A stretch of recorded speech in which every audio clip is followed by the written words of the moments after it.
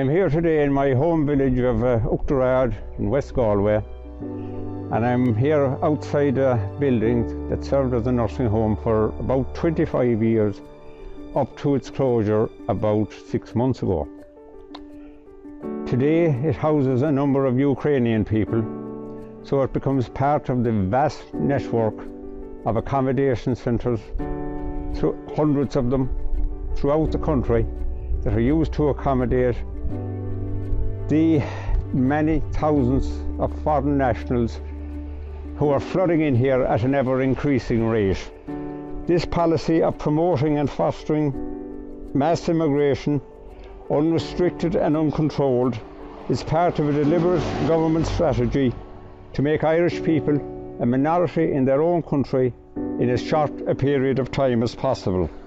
It's part of a globalisation strategy promoted by the EU, among others, and as always, the EU has found willing collaborators in our contemptible puppet government.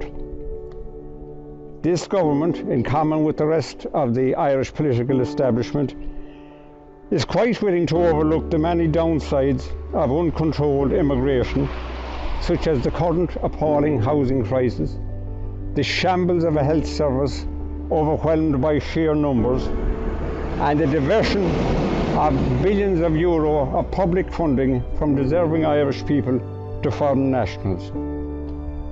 As regards the Ukrainians, this is justified on the grounds that they are fleeing from a terrible war that puts their lives in danger. And of course it's true that there is a terrible war going on in parts of the Ukraine.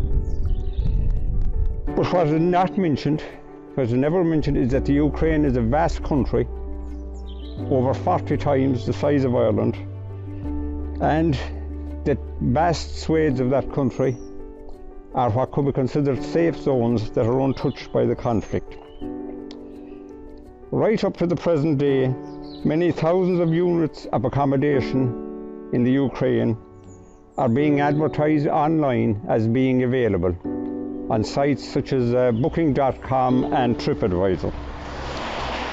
So the question needs to be asked then, why are all these properties not used to house Ukrainian people who are fleeing the war zone? Up to a few months ago, this nursing home had looked after thousands of sick elderly people over the years, the vast majority of whom were Irish people from the locality, including a relative of my own who spent her last couple of years here.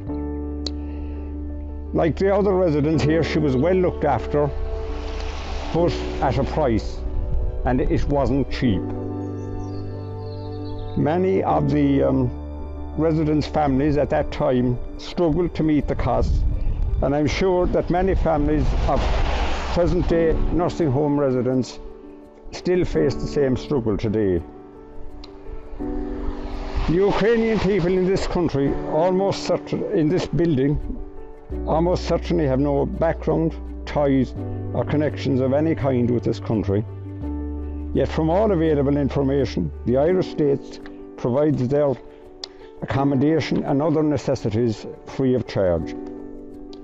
So we are left with a situation whereby young, fit, healthy Ukrainians with no previous connections with Ireland get everything free for an indefinite length of time, in complete contrast to elderly, sick, vulnerable Irish people who were part of the fabric of Irish society, but who had to pay through the nose for the privilege of spending their final years under this very same roof. Does anything illustrate the skewed, treacherous, anti-national priorities of our government? One other point worth considering is this. What if Russia wins the war and annexes the Ukraine, or even a part of it, and the many thousands of Ukrainians currently in Ireland are afraid to go home or simply decide they don't want to go home? In such a scenario, what becomes of them? Does the Irish state, i.e. the Irish taxpayer, maintain and support them for years or even decades into the future? I would love to hear government representative give an answer to that question, but I won't hold my breath. It's time that the Irish people woke up to what's happening in their country. Time is rapidly running out in which to prevent the destruction of this nation. The National Party is the only party in the country committed to putting Ireland and the Irish people first. So I would urge you to join and support the National Party now, before time runs out and we lose all control of our own destiny. Ar yes, ar aye.